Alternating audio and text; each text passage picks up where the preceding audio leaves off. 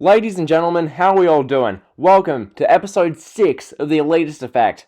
Jeez, we're getting along there, folks. Episode 6 already. My god. So this one, it's only going to be one episode. It's going to be a jam-packed, loaded show. So right off the bat, I want to say thank you guys for the awesome support on the AEW Dynamite review. Okay, that video, it hit the algorithm big time. It's got, as of the making this video, I think 930 odd views. It's probably hit 1K by the time I post this. So awesome, viewership on that. Additionally, I want to say thanks to the great feedback on the Superstar Sound-Off, episode 1 about CM Punk, that it was a bit of a trial run. Granted, in the back of my mind, I'm going to do more Superstar Sound-Offs because they're a very fun video to do.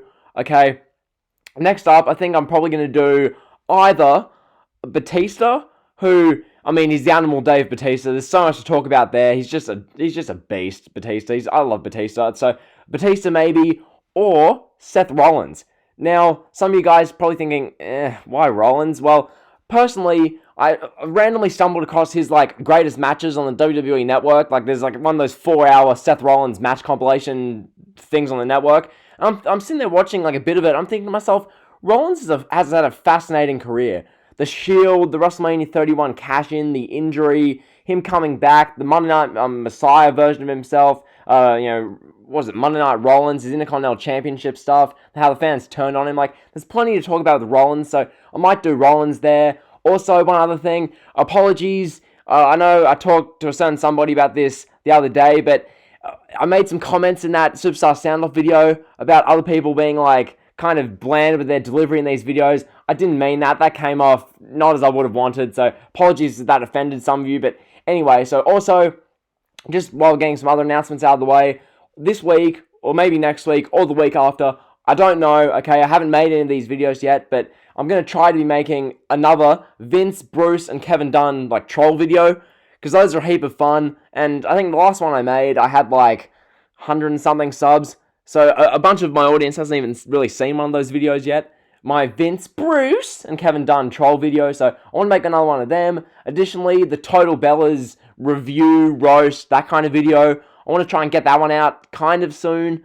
I don't know when that'll be out. I haven't even watched an episode of Total Bellas yet, so I don't know about that. So you've got that to look forward to in the next few weeks. Also, one other thing, I just want to give a shout out to Wrestling Mixtape and Wrestling with Heat, mainly because of that AEW review, the Dynamite review, a day and a bit ago, as of when I'm making this video. That was one of the funniest reviews I've seen in so long.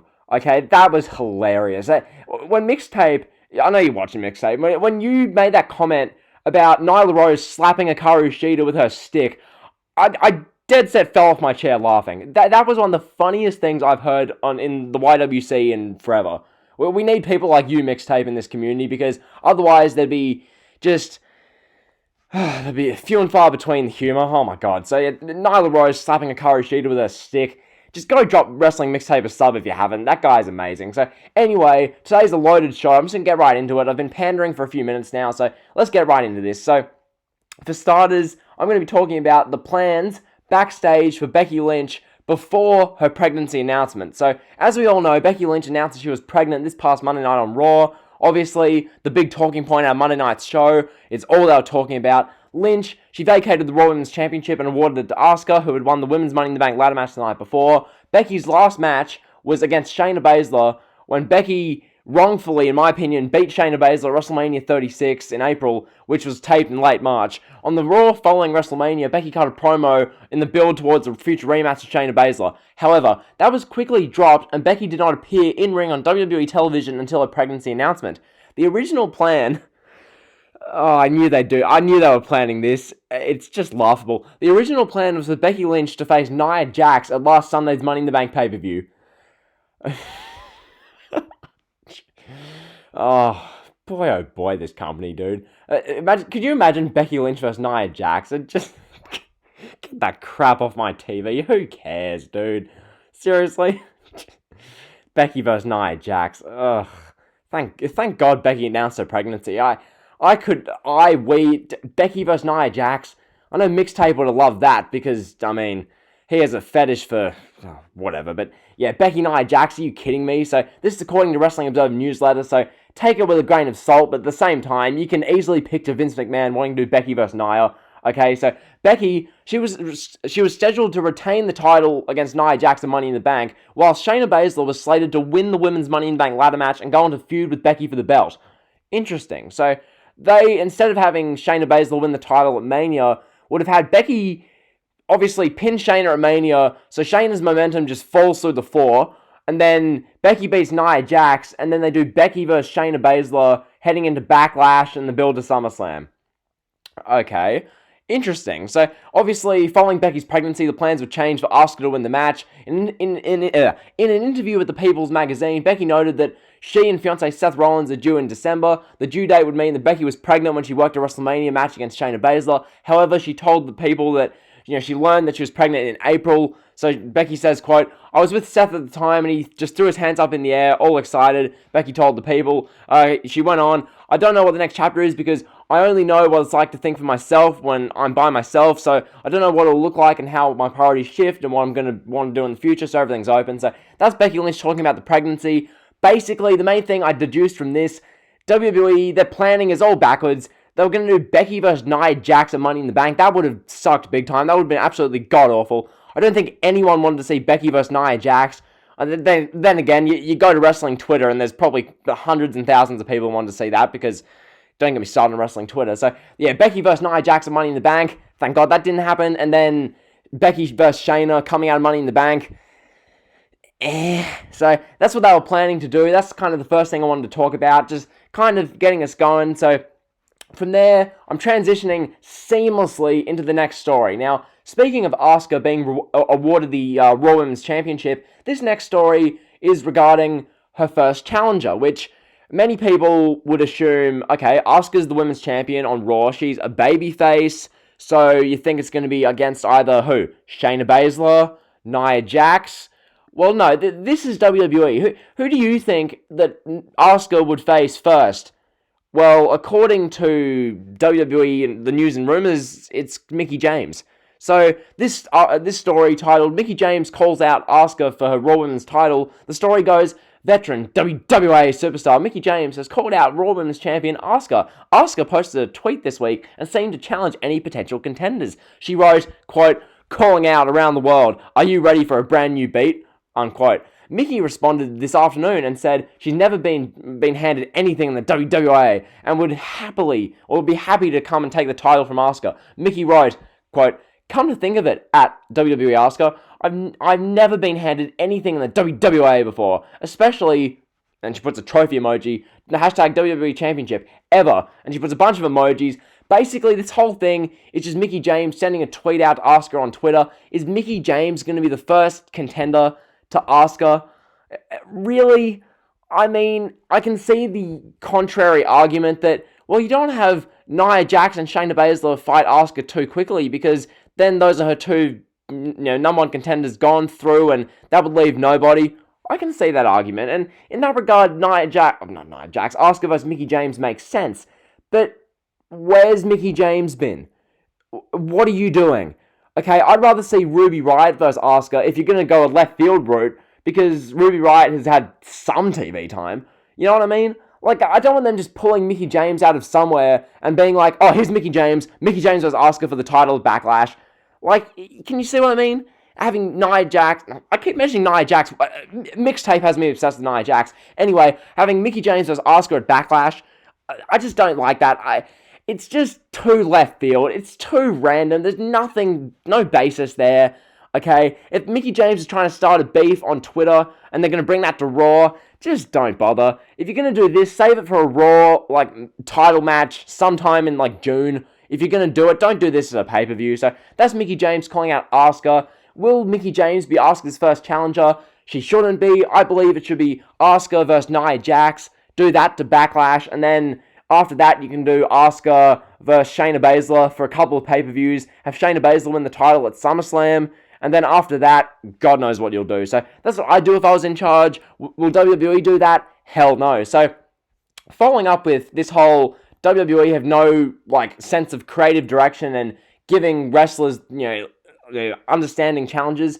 As in, literally, so what I mean by that, WWE have Asuka get the Raw Women's title and they're going to pull Mickie James out of nowhere to give her a match for the title? Really? So, speaking of that kind of left field picks for championship contenders, WWE, so as we know, this was announced on Raw, they're having Drew McIntyre versus King Corbin. So, this is SmackDown's King Corbin, which I need to address this. I tweeted this out, like, a couple of days ago now. I tweeted this out. The whole brand split, there is no brand identity in the WWE. And what I mean by that is when I see any of these guys, I don't think, oh, that's a SmackDown guy, or that's a Monday Night Raw superstar. I don't think that. I just see them as WWE wrestlers, okay? I literally, back in the day, here's my prominent example. You looked at Triple H and you saw Monday Night Raw. Triple H was a Raw guy, okay? He truly bled red, okay? Triple H was Raw, and someone like The Undertaker was SmackDown. Someone like JBL was SmackDown. Eddie Guerrero, SmackDown. Okay, you had Raw guys and you had SmackDown guys. Nowadays, none of this really means anything. These are just guys on WWE TV. Okay, WWE made it so that the brands don't really mean anything. It's just kind of like, oh, well, you're getting garbage on Raw, garbage on SmackDown. It's all just garbage, you know? That's how the brand extension feels to me. So when WWE are doing Drew McIntyre versus King Corbin coming up on Monday Night Raw as some kind of ratings ploy, I don't know why they're doing this, because, well, then again, I did some thinking, and given what they're supposedly building towards, so listen to this. I tweeted this out, but most of you guys don't really check my Twitter, so I'm going to reiterate this for the podcast. So, Drew McIntyre versus King Corbin on Monday Night Raw, we know about that. Additionally, WWE is teasing that we're going to get Drew McIntyre versus Bobby Lashley. So I did thinking for like 10 seconds, and I thought, oh no. I think I see a direction that they could easily go here. They could do, at Backlash, a triple threat match for the WWE Championship. Drew McIntyre versus King Corbin versus Bobby Lashley. Okay. And obviously that's based off their stable, their faction, quote unquote, that they had on Monday Night Raw way back in 2018. Remember back when acting general manager Baron Corbin had heel McIntyre and heel Bobby Lashley with Lio Rush? Remember that? In the late part of 2018? Which, that whole faction was responsible and a big part of some of the worst Monday Night Raw shows we've ever seen. November 26th, December 3rd, some god-awful shows. Some absolutely horrendous shows. Okay, these three men were at the core of it. So, to think that WWE, instead of having Drew McIntyre face, oh, I don't know, what about Randy Orton? Or, I don't know, what about AJ Styles? Hell, Aleister Black. I know it's a bit early, but even Aleister Black. No. WWE, they've got to be themselves with all these creative ideas, and instead of doing any of that, they've got to do Drew McIntyre versus Corbin versus Lashley. And if it's not that triple threat, it's going to be Drew McIntyre versus Bobby Lashley. Like, some of you guys who don't really follow my videos too much might think, oh, but you want heavyweights for the title, but you're getting McIntyre versus Corbin versus Lashley and you're complaining. Yeah, you're damn right I'm complaining, because these three guys, well, one, why is Corbin now on Raw feuding for the title? That makes no sense. What's Lashley done lately? Okay, Lashley got DQ'd in a match versus Humberto Carrillo. Why should I take him seriously as a world title contender? You see where I'm coming from? Okay, Bobby Lashley, since he got to WWE, has been involved in what? The Sami Zayn storyline with the infamously awful Three Sisters segment? Bobby Lashley's been involved in what? This stable with McIntyre and Corbin? He's been involved in the storyline, the infamously awful storyline with Rusev, Lana, and Liv Morgan at the end. Like, Lashley has been just a laughingstock. You have him beat the WWE main event catering crew, and then Lashley DQs himself versus Humberto Carrillo, and now he's a legit credible contender, and you're going to have either him take on McIntyre in a singles match for the title at Backlash, or you're going to do a triple threat. Are you kidding? So, yeah, that's the whole thing with WWE and their, like, creative direction killing title reigns.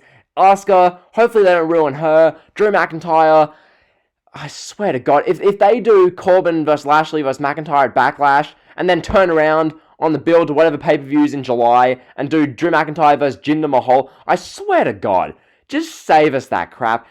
Like, the WWE literally try to ruin these title reigns, okay? Personally, it's going to take a lot more to ruin this McIntyre run, because I think McIntyre's amazing, but booking like this, you can't be serious, WWE. really, McIntyre versus Corbin versus Lashley as the direction you're looking like you're going to go? I mean, come on. So that's that.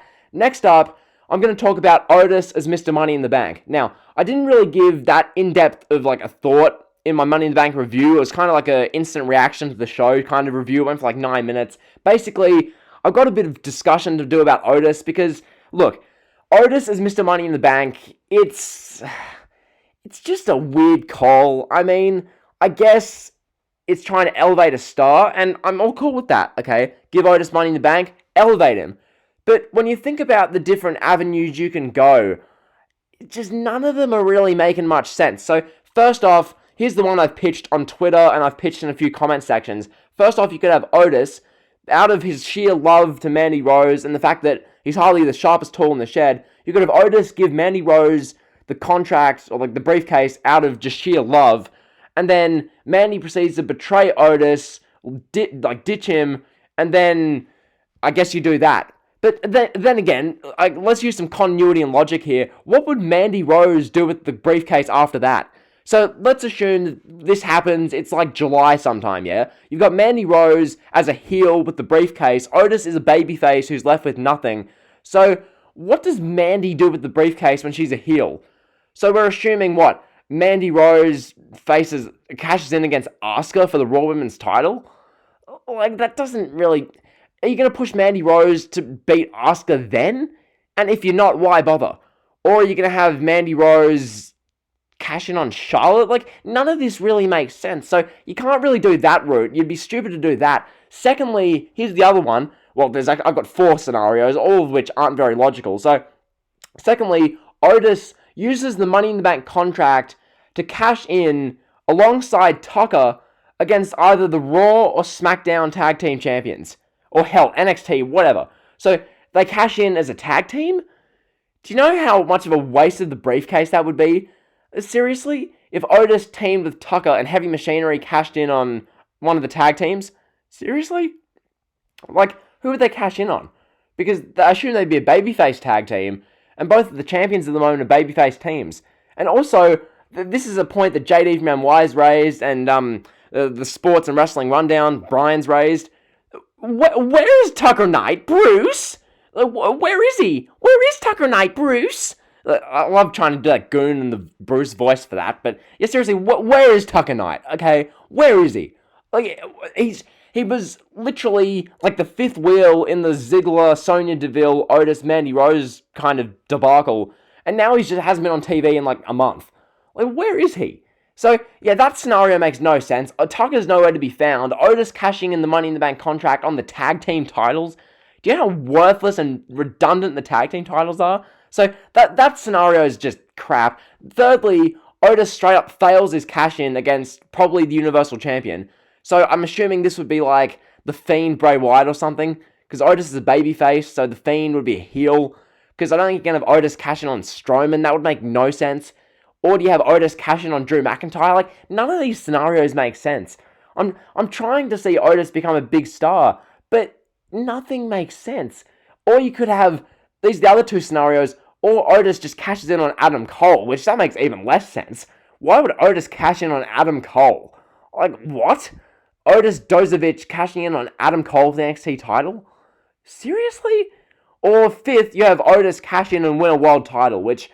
God forbid they do that. Vince, I know you're trying to push Otis, but there's got to be a ceiling with this, okay? Otis, just, you can't take him from being a comedy, heavy machinery act where he's making a bunch of GIFs of him doing the, ooh yeah! Like, you can't take him from that to world champion in like 4 months. That doesn't work. So, that's the Otis thing. None of the ideas make sense. I don't get where they could go with Otis. I seriously don't. Like, what are you going to do with him as Mr. Money in the Bank? I don't get it. So, that's the Mr. Money in the Bank situation. Next up, I've got a whole thing about NXT. Now, I'm not going to do an actual full review of NXT or anything, okay? I don't care to do NXT reviews. I've done my NXT reviews. I'm done with them for a while. But basically, what I'm going to be talking about is a couple of things. How NXT sucks at the moment, how NXT TakeOver in Your House has been announced for June 7th, and I'm going to run over very, very quickly the results for NXT from May 13th, 2020, and tell you guys why, in my opinion, is one of the worst NXT shows I can ever recall. So, right off the bat, NXT TakeOver in Your House, it's going to be on June 7th. The logo is sick. It really is. That NXT TakeOver logo is amazing.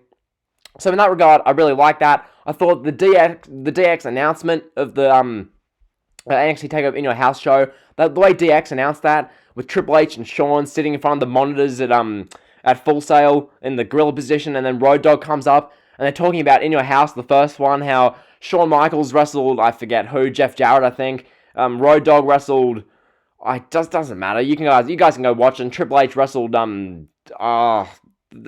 H had the, what was it? The one with the pig filth?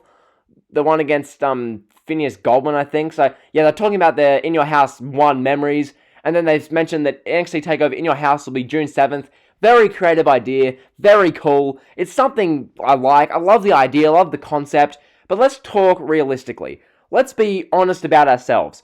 If anyone who's watched NXT for the last 2-3 months can honestly say to me that they're over the moon excited to see NXT TakeOver In Your House, keeping in mind that there'll be no one in attendance, okay, if you can tell me with a straight face that you're overly thrilled for that, you're a buffoon, you're a stooge, you're a shill, okay?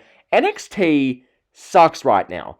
I know that could hurt a few people's feelings, but hell, Destroyer BHB, he rated this past week's NXT episode a 3.5. Art the Wrestling Nerd, the biggest NXT fan you'll find, rated at what, a 5.5? I think Reviewer Experience rated at a 5. I think King of Wrestling Reviewer rated at what, a 5? Okay, these are people who happily, when NXT is in Full Sail producing good content, rate a pretty good NXT show like a 9 out of 10. And they're giving NXT 3, 4, 5. Okay, that tells you that it's not just me who's crapping on these shows to quote-unquote be cool. The shows are just not good. The NXT shows simply are not good. Okay, and that's through a multitude of factors. The women's division at the moment, okay, having Charlotte Flair as NXT Women's Champion is a terrible idea. Okay, there's no great mystery or intrigue with anything because Charlotte won the title a month ago. They're not going to have Charlotte drop the NXT Women's title anytime soon. Literally, they're not going to have her drop it to Io Shirai. They're not going to have her drop it to Rhea Ripley anytime soon. I don't know who's taken that thing from Charlotte Flair. So, Charlotte's just the NXT Women's Champion. Meanwhile, in the NXT Women's division, what is happening? Tegan Nox she's just winning random matches. You've got Aaliyah all of a sudden doing stuff. Chelsea Green's just there.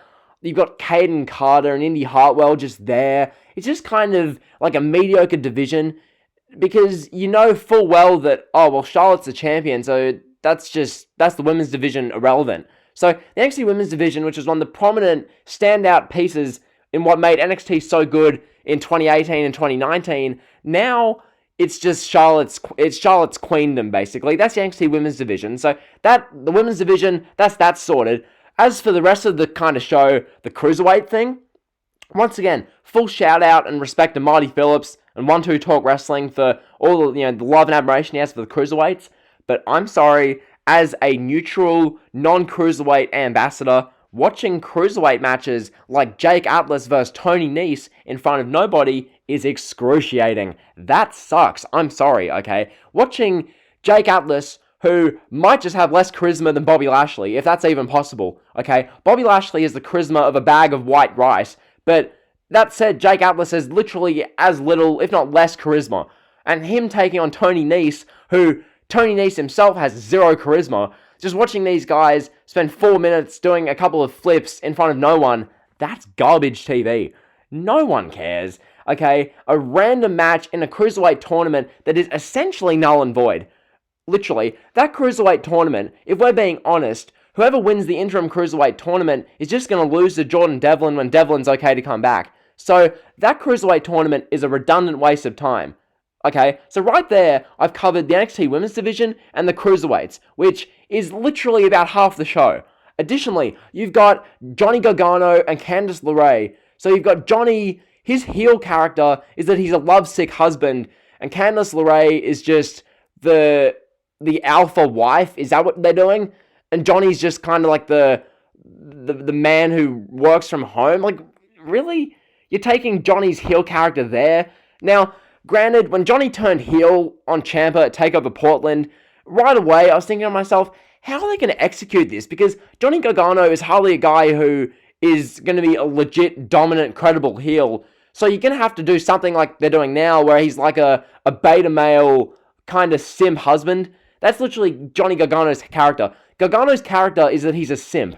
And you're telling me that that's going to bring back ratings. Okay, that Dinner with the Garganos segment was garbage on NXT. It really was. It was cringeworthy. Nothing came out of it. Well, okay, never mind. They're doing Keith Lee and Mia Yim against Candice LeRae and Johnny Gargano, which is an interesting little dynamic. And if you told me 4 months ago, if I wasn't aware of the pandemic, that we'd see Keith Lee versus Johnny Gargano for the NXT North American Championship, the inner smark in me would love that. But doing that in front of no one, in a storyline where Johnny Gargano is a heel who's a simp, and Keith Lee has lost a bunch of his momentum. I still love the guy, Keith Lee, no homo, but he's lost most of his momentum. Having no crowds, Keith Lee in Full Sail with a crowd was amazing. Having the crowd chanting Keith Lee, whoop whoop, oh, that was awful. Keith Lee, whoop whoop, and then having bask in his glory being chanted and the crowd singing his song, that was awesome. But Keith Lee without fans, he's just like a guy. And they failed to capitalize on Keith Lee. Oh, this is a whole another rant. I'll save this for another time. But that's Candice and Johnny and the North American title. You've got Finn Balor at the moment, literally feuding with everyone and their dog. Finn Balor, in the past 6 weeks, has had beef with Volta and Imperium. He's had beef with the Velveteen Dream. He's had beef with Adam Cole, 2 months ago. Finn Balor's had beef with who? Johnny Gargano 2 months ago. He's had a beef with Cameron Grimes. He's had a beef with now Damian Priest. Everyone and their dog is just Finn Balor versing random people. And who really cares? So you got Finn Balor wrestling everyone and their mother. This whole Matt Riddle and Timothy Thatcher thing, who really gives a damn? Who is Timothy Thatcher? Why should I care? Legit, Matt Riddle as a tag team champion, that's cool. Him and Pete Dunne, the Broserweights, were awesome. Just look at their match at TakeOver Portland against the Undisputed Era. That was sick. But really, what is there to care about? Who is Timothy Thatcher? Who is he? Okay, just because I haven't been watching MLW or PWX or LIM Wrestling, is that why I don't know who Timothy Thatcher is? Who is Timothy Thatcher? Why should I care? He's just a guy. Is his thing that he's a submission ground and pound wrestler? Okay, great. I'm sure there's thousands of them worldwide. What makes Timothy Thatcher special? Why should I care to see Timothy Thatcher versus Matt Riddle main event in NXT? Because they main evented with that on May 13th. You see what I mean with this NXT stuff? And additionally, Adam Cole, Undisputed Era, their act is so stale it's not funny. I'm dead serious. Adam Cole's been champion for 330 days? And the Undisputed Era, they're still in NXT. They've done everything in NXT, but you've got segments on NXT like them doing a 4-way Skype call as Adam Cole, the NXT champion, is sitting with the gamer's headset on, literally playing video games. That's the Undisputed Era.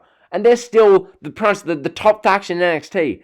Okay, you've got Dexter Lumis all of a sudden in the main event picture. Velveteen Dream, all the allegations mean that he can't win the title. NXT is a mess. NXT is an absolute mess. And I've literally just covered all of it. Okay, the only thing in NXT I'm actually looking forward to is Karrion Kross versus Tommaso Ciampa. Because the Karrion Kross and Scarlett Bordeaux act is amazing. I think they're doing an awesome job. Tommaso Ciampa, I think Tommaso is doing a great job with what he's doing. So that's the only thing in NXT I have to look forward to. And additionally, talking about the Karrion Kross Scarlett Bordeaux dynamic, Jim Cornette, a week ago, compared that to Mark Mero and Sable. Now, calling Karrion Kross Mark Mero is a bit of a stretch. I think Karrion Kross brings more to the table than Mark Mero did, but I can definitely see that. You see that act, you see Scarlett Bordeaux, and you think she's going to be probably a Divas champ. Sorry, I mentioned the word Divas. No, sorry, SJW's Wrestling Twitter. Oh my god, Wrestling Twitter's going to attack me. No, basically, Scarlett Bordeaux, you can see her being a prominent figure on the main roster in some capacity, whether that's women's champion, whether that's a big managerial role there, whether it's a singles push. I can see Vince McMahon seeing Scarlett, separating Karrion Kross from Scarlett, and then that being a mess. So Karrion Kross, he's going to be the face of NXT in a few months. Hopefully that's back in Full Sail when there's crowds, because Karrion Kross's entrance in front of a crowd would be sick, but really that's all there is to look forward to in NXT. NXT, I just don't care. I think I went over in pretty great detail as to why. I went through everything from the women with Charlotte Flair, the cruiserweights. That whole tournament's a waste of time because Devlin's just going to win the title back in your house, having a bunch more matches in front of literally a niche, garage kind of indie fed, and by that I mean when there's no crowd, no lights, Tom Phillips and Byron Saxton commentating, who gives a damn? So you've got that, you've got Finn Balor versus everyone and their dog, you've got Johnny Gargano and his character as a heel being that he's a simp, Keith Lee's losing a bunch of his momentum, Karrion Kross and Ciampa is cool, the Undisputed Era are still there, Cole's still the champion, like, NXT needs a massive overhaul. It just really does. This is the worst I've seen NXT in ages. So that's the whole NXT thing. Plenty of detail there, plenty of stuff discussed. So hopefully you guys enjoyed that. Next up, I've got a story which, this one's from Wrestling Inc. This one titled, WWE reportedly puts big storyline on hold due to the CV pandemic. So when I saw this come across my feed, I thought, interesting. WWE puts a big storyline on hold due to the pandemic. I wonder what the big storyline would have been, and it makes me morbidly curious to know what WWE might have done. But once again, this is WWE. They give us 5 hours, and at the moment 7 hours, because I'm including NXT in this, 7 hours of garbage every week. Raw, NXT, SmackDown. There's barely any continuity. Barely anything's grasping people's attention. There's no week-to-week, like, build upon on the shows. Like, I'm serious, like, literally, from one week's episode of Raw to another, you don't even need to watch the week before's episode of Raw to watch the next episode. This is one thing I hate about WWE nowadays. Like, back in the Attitude Era, and even the Ruthless Aggression Era, you have to watch the week before to have a clue what's going on the next week. Now, it doesn't even matter. Seriously, you can miss 4 weeks episodes of Raw and you've missed basically nothing. You probably missed a couple of good segments, a good match or two, but that's really it. So basically, WWE, this whole story, reportedly had a major storyline planned for this spring and summer, but things were nixed, I've never heard that word used in a sentence, due to the CV pandemic. Officials came up with a lengthy major storyline that was to unfold over the span of several weeks during the spring and summer of this year, according to WrestleVotes. I'm going to repeat that. WWE officials came up with a lengthy major storyline that was to unfold over the span of several weeks. Officials came up with a lengthy major storyline. Since when? Are we talking about the WWE here, or are we talking about AEW? A lengthy major storyline. Ha! Ha! Ha! Clowns. A lengthy major storyline. So it was noted that the storyline was to play out similar to how the Vince McMahon limousine explosion or the Nexus invasion did. Okay, interesting. So similar to the Vince McMahon limousine explosion, as in back in 2007 when we had Hornswoggle as Vince McMahon's like bastard son. That was the whole storyline. It was like 2007 was such a terrible year. I had a Twitter argument with someone a couple of weeks ago who said 2006 and 7 was great creative years. How? That whole year was Vince McMahon. So 2006 was Vince McMahon teaming up with his son Shane to beat Shawn Michaels and God. That was 2006. 2007 was Vince McMahon having Hornswoggle as his inbred son, and Bobby Lashley was just there spearing Umaga every week. That was 2007. Okay, so we've got the Vince McMahon limousine explosion, which is apparently what this major storyline would have been. And then they mentioned the Nexus invasion. Okay, the Nexus invasion was a complete disaster. Are we going to look back on that as if it was a success? The Nexus was a complete failure. It was an abominable failure. The idea for that, take a bunch of guys who no one knows, outside of the indie fans who know Brian, okay, take a bunch of guys who no one knows, and the only one who has real star potential outside of Brian is Wade Barrett. Take them and proceed to throw them into a Punk vs. Cena match in the main event of Raw. Don't tell CM Punk or Luke Gallows about the whole angle. Just don't tell them. Just rush to the ring, have Brian choke someone with a tie, then have Cena bury them for 6 months. That was the Nexus. Have Michael Tarver beat up your favorite legends like Bret Hart, Edge, Chris Jericho. Take a pick. They beat up everyone. Randy Orton, Undertaker, Sheamus, Vince. It made no sense. Why is Michael Tarver, Heath Slater, Justin Gabriel, David Otunga, why are they beating up all the main eventers? It was a stupid storyline. So basically, that's the whole story, that WWE was going to have this major storyline. The storyline obviously was put on hold due to the pandemic, forcing WWE to tape TV shows on closed sets and no fans. Crowd reactions, this thing goes on, plays a major part when it comes to directions of WWE matches and storylines, yada yada yada. So that's the whole story there. This major storyline that was put on hold, really, how much of a major lengthy storyline could WWE produce? Seriously, the only long-term kind of storylines I can recall in the past few years both came this year. Edge vs. Randy Orton. They drew that out really, really well for 2.5 months. And which one? Otis, Mandy, Sonya Deville, Dolph Ziggler. Those are the only two good storylines that have been lengthy in the past while. Because, God, 2019 had no lengthy storylines. And WWE has shown that when they try to do lengthy storylines, they stuff it up because Vince just changes his mind day to day, moment to moment. So this is that whole, lengthy storyline. They got Axe story. Pretty interesting stuff. I don't know what they would have done. I probably would have crapped on it regardless, but I just don't have faith in this company. So anyway, that's that. Next up, we're going to be talking about Sami Zayn. So as we know by now, or as most of you would know, Sami Zayn was stripped of the Intercontinental Championship. This situation, I can't blame either Sami or the WWE. It's a win-win for both parties. Well, not so much for Sami, but then again, Sami, he didn't want to come to work and risk the unsafe working environment that was coming about due to the pandemic, which I haven't got this as an official story, but the report from, I believe it was Cultaholic, so take this with a grain of salt, that Vince McMahon, basically Vince doesn't care, and he finds the pandemic an annoyance because it inhibits him putting on shows, which, that is literally, that story was like the cherry on top as far as how WWE handled this pandemic. Vince finds the pandemic an annoyance. Yeah, so Vince is God. Guys, Vince is God. He's above the pandemic. So that's the whole situation with that. Anyway, back to Sami Zayn. I can't blame him at all. Seriously, he put his livelihood first, which is what everyone should have done. And regardless, WWE stripped him of the IC title, which he never should have had in the first place. I see some people annoyed he got stripped of the title. You people don't remember that Sami Zayn didn't win one singles match in over a year, and then literally got given the IC title at the Elimination Chamber? Okay, are you people just numbskulls? The people who were like, oh, but why is Sami being stripped of the title, man? Oh, I don't know. He's not showing up to work, and for understandable reasons. That's not. I'm not blaming him for that, but he's not showing up to work. And if you're the WWE, why have the Intercontinental title not be on TV? Now, here's a point which Brian, Sports and Wrestling Rundown, made in his Wrestling Rundown, which go chuck him a sub if you haven't already. Basically, he made the point about how Andrade, well, I've made this point myself, but he made this point as well the other day. Basically, Andrade is in a similar boat as Sami Zayn in the Intercontinental Championship. Andrade has held the US title since the week before Christmas, or literally the week of Christmas in 2019.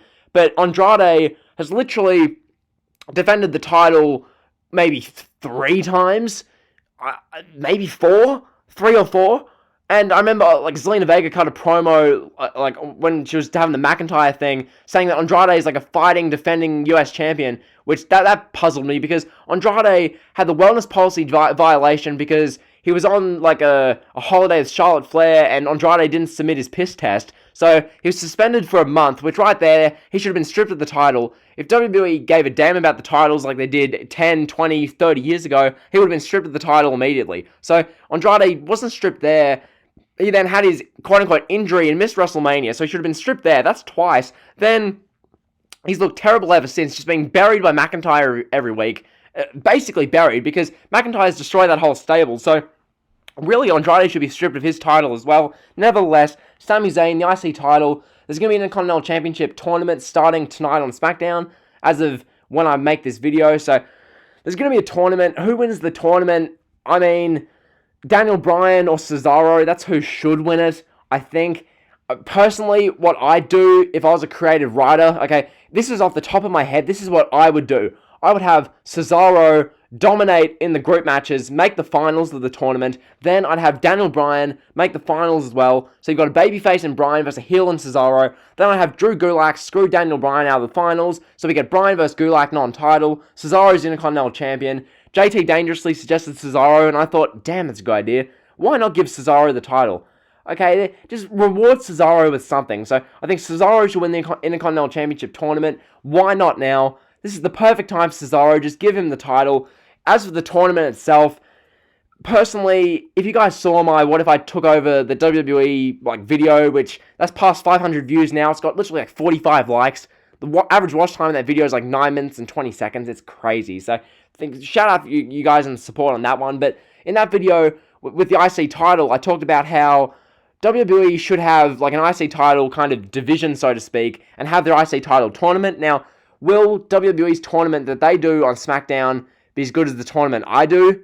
God, no chance. But will the tournament be worthwhile? I sure hope so. Okay, SmackDown needs anything they can get, and if that's just guys having great matches, personally at this point, given how awful SmackDown is, I'd take fairly pointless great matches in an IC title tournament over basically everything we're getting on SmackDown. So hopefully the tournament's good. Who should win it? Cesaro really should win it, and I think Bryan is a guy who he could win it as well. And you could do Bryan vs. Gulak for the title, but I think Cesaro should be the champion. Who contends with him for the title? You could do Cesaro vs. Jeff Hardy for the title, but then again, they're pushing Jeff Hardy to be the Universal Champion to try and get him to re-sign and keep him away from AEW, because the AEW effect just doesn't exist apparently, so that's what they're doing there. That's the IC title situation. Sami Zayn, I don't know why they gave the belt to him in the first place. It made no sense whatsoever, so he's been stripped of the title, whatever. Next up, this I'm only going to talk about really quickly. I mentioned this early on when I talked about McIntyre a little bit, but this whole thing with Jinder Mahal, I didn't really address this much in my Raw review. I think I touched on this in my Raw ratings video, but Jinder Mahal cut this promo talking about how him as a hero, or heroes rise again, and that he'll have his second win with the WWE Championship, and it was very much in the style of a babyface. Now, I've got to realistically say this. Jinder Mahal as a babyface is a laughable idea. It really is. Now, granted, can it be worse than a bunch of the stuff we've seen so far? Honestly, probably not. But really, are you going to do a babyface Jinder Mahal? What? They're kidding, right? I mean, surely, inevitably when they do Jinder Mahal vs. Drew McIntyre in the July pay-per-view, which that's going to be god-awful. Imagine the Raw ratings in another 6 weeks, dude. Holy. Imagine the Raw ratings in 6, 7, 8 weeks. If they're doing Jinder Mahal vs. Drew McIntyre, imagine the ratings then. When Raw's getting 1.3s and I'm going online and I'm seeing people being like, but AEW only draws 630,000 viewers, man. At least Raw's drawing 1.3 million, man. I can't wait to see that. Okay, wrestling's down the tubes. Wrestling's dead, but you got this bickering about the ratings, saying that, oh well, but AEW sucks. Therefore WWE isn't that bad. Spammy. So Jinder Mahal vs. Drew McIntyre. Jinder Mahal is a babyface potentially. I don't know.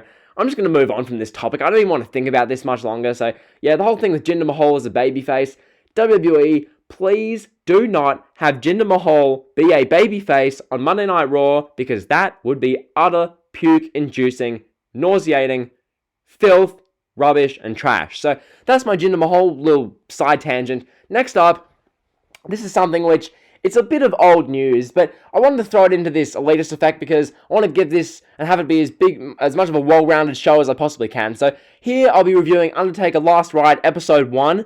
Now, Undertaker Last Ride Episode 1, this aired a few hours, or premiered a few hours before Money in the Bank on the WWE Network about, when was this? 6 days ago?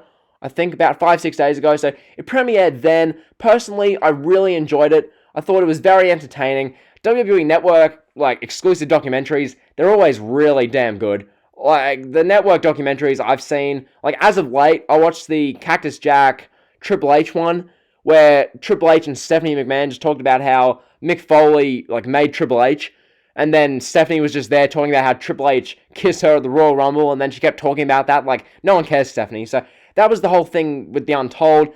This, The Last Ride, it's a 5-part documentary series. Ideally, I forget who said this on Twitter. Someone said this wasn't my idea, I forget who, but the person who said that Episode 5 should conclude with Undertaker announcing his retirement. I think that would be the perfect way to go out, okay? Go out on a 5-part, must-see documentary series coming off the Boneyard match in the main event of WrestleMania 36. Surely that's the way Undertaker ends his career. Surely. Okay, So as Undertaker talked about in the episode 1, he really talked about how, I'll get the quote up in a moment. So here we go. He made this quote with regards to, part-timers taking the place of full-timers, which I found really interesting, this quote. He said, quote, "You have no business being in that match. When you're in there, when you're in that match, there's some young guy who's working every show but doesn't get the opportunity." So that's Undertaker talking about taking a spot from someone else. Once again, quote, "You have no business being in that match. When you're in that match, there's some young guy who's working every show but doesn't get the opportunity." So that's him talking about when he wrestles at Super Showdown or WrestleMania, which it's a very interesting point, and really it kind of epitomizes what all these kind of part-timers would think over the past bunch of years, especially Undertaker, because Undertaker's so selfless when it comes to the business. Someone like Goldberg wouldn't think that. Goldberg doesn't give a damn. Okay, so that's his quote there, which I found interesting. The whole documentary really showcased WrestleMania 33 and the build-up to that match with Roman Reigns, which was when Undertaker was in his worst physical shape. Undertaker, for that WrestleMania 33 match, was in horrid shape. I mean, I remember just them showing him walking into the Hall of Fame with Michelle McCool, the 2017 Hall of Fame. Holy hell, Undertaker was in terrible shape. Watching him walk, I mean, that looked brutal, dude. He looked literally like an 85-year-old man the way he was walking. It looked horrid. And to no one's surprise, the WrestleMania 33 match with Roman was a disaster because of it. Undertaker was in no shape to physically compete. Just watching Undertaker walk around hours before WrestleMania 33's main event, wearing the the padding, or I forget exactly what it was, the strapping on his hip. He's walking around. I'm thinking to myself, this is the guy who has to wrestle in a few hours. It just didn't look good. So they go into the match with Roman Reigns. They talk all about that, talking about how Undertaker, he wants to always do the fans justice with his performances. Michelle McCool was awesome in this documentary. They really showcased, additionally, the WrestleMania 30, the match with Brock Lesnar, and how Undertaker, how he was so badly concussed that he was literally in the hospital bed. Michelle McCool would be so the doctor would be like, "What's your name?" And Undertaker would Michelle, help me. What's my name? Because Undertaker, Mark Calloway, had no clue what his name was. So they're really chronicling Undertaker and the struggles physically he's gone through. Also, the little bit they show of him going through a knee surgery, and they literally zoom in on doctors. There's 8 doctors around a surgery table, and they're drilling into his knee. That made me cringe. Ugh. So that bit was kind of hard to look at. But yeah, Michelle McCool was awesome in this documentary, episode 1. Undertaker talking about how part-timers must all feel that was really good. The main takeaway I had from it as well was that Undertaker matches at WrestleMania, really ever since 29 with CM Punk, ever since then, they haven't been praised because of quality. They've been praised because of a memorable moment, after the match, or they've been not praised at all. WrestleMania 30, the streak was lost and people try to forget about the match. 31, no one talks about. 32, people talk about Shane falling off the cell and that was it. 33 was the Undertaker putting his hat down and walking out. 34 was a mess. 35, he didn't even wrestle. So that's the kind of thing I took down there. And additionally, I thought about who should have main evented WrestleMania 33. What could have been the WrestleMania 33 main event? I mean, what could they have done? Undertaker versus Roman Reigns, I get it's Mark Calloway, the man who has so much respect in the locker room, a man who, as I showed in the documentary, is so widely respected, a man who, he'd been around by that point for 27 years, the locker room ran through the Undertaker, everyone wanted his respect, so you have that guy, the old dog, quote unquote, versus the new dog, the big dog, Roman Reigns. So, in that regard, from a name perspective, that was always going to be the main event, Undertaker, Roman Reigns, I get that, but physically, looking at the state Undertaker was in, it just shouldn't have been the main event. No matter how good the match looked on the marquee, Undertaker versus Reigns, that shouldn't have been the main event. So, personally, I think, honestly, they should have done Rollins versus Triple H in the main event, just because that's basically the same thing. That's an old veteran legend, Triple H, passing the torch to Rollins, which, remember that show, Rollins had, the Olympic torch, and he had his, Kingslayer attire, that was awesome. They should have had Rollins Triple H main event, because that match was actually really good. It's the unsanctioned 4.5-star match. That was really good. You could have had Brock vs. Goldberg main event, but ending the show in a 5-minute match, I don't know. So that's my Undertaker Last Ride episode 1 review. I'll probably review these during the Elitist effect as a bonus little thing to talk about, because it's a fun little thing to throw in the podcast. So that's what we've got there. 2 more stories to go. So next up, I got Sting and AEW. Apparently he won't be at Double or Nothing, but Sting, his name's being heavily associated with AEW at the moment. Personally, I tweeted this out. he should be associated with Darby Allin. I really think that. If you're going to bring Sting to AEW, put him with Darby Allin. Why not? Why wouldn't you put Sting with Darby Allin? Seriously, it just makes sense. I remember when Cody was on commentary with Shivani, I think late March, for one of the Dynamites, Cody said that Darby Allin reminds him of a young Sting. And I remember that stuck with me. I was like, that's actually a very good point. You know, that's actually something which I can see. So in that regard, I think the whole Darby Allin managed by Sting, that would be awesome, because then you'd have an AEW where Cody is managed by Arn Anderson, Lance Archer is managed by Jake Roberts, you've got Darby Allin with Sting. I just think that's super cool, you know? All these, like, old-time legends of pro wrestling managing, like, the up-and-comers of today. I just think that's really cool. So, Sting in AEW, when it eventually happens, I think it should be with Darby Allin. That just makes too much sense. It really does. So, that's that. Lastly, one more thing. Just about to finish off and get out of here. So, final story. NXT and AEW viewership. So, this week, AEW Dynamite draws the lowest viewership in the history of the show. But it still beats NXT. Now, when I saw this, I kind of raised an eyebrow. Because I was thinking to myself, they're literally 10 days away from Double or Nothing, and NXT is terrible, and they're only drawing this number. So, week 31 of the Wednesday Night Wars saw AEW Dynamite top NXT in viewership and ratings once again. Wednesday's Dynamite episode drew 654,000 viewers, which is down 11% from last week, which is interesting, on TNT, topping the 604,000 viewers, which is down 9% garnered by NXT on the USA Network. So, Dynamite beat NXT in viewership by 8.3%, according to Showbuzz Daily. AEW ranked 15th in the cable top 150, while NXT ranked 46th. AEW ranked 65th in viewership, while NXT ranked 67th. So, yeah, these Wednesday night ratings aren't good this week. They're just not. They're seriously not. This is the lowest AEW viewership in the history of the show, which I've seen a bunch of people on Twitter just, you know, doing the whole thing where Dynamite drew 1.4 mil on the first show, and now they've lost, 700 plus thousand viewers, and this is what you're saying will beat WWE. It's just more of this, you know, fuels or the fire for this toxicity in the wrestling community when it comes to ratings. It's just too much. It's too, like, zapping of energy. The amount of, like, interest people put on ratings. So, last week's Dynamite drew 732,000 viewers and ranked 12th in the cable top 150. 66th in viewership. Last week's NXT drew 663,000 viewers, to put that in perspective. So that's the viewership, and that's the Elitist Effect. Hopefully you've enjoyed this Elitist Effect episode. Definitely a big episode here. Plenty of stuff discussed, be that NXT and all that whatnot. So hopefully you've enjoyed. I'll be up for the SmackDown review tonight. I don't know if I'll have a video tomorrow. We'll see. So like, comment, sub. You guys know the drill. See ya.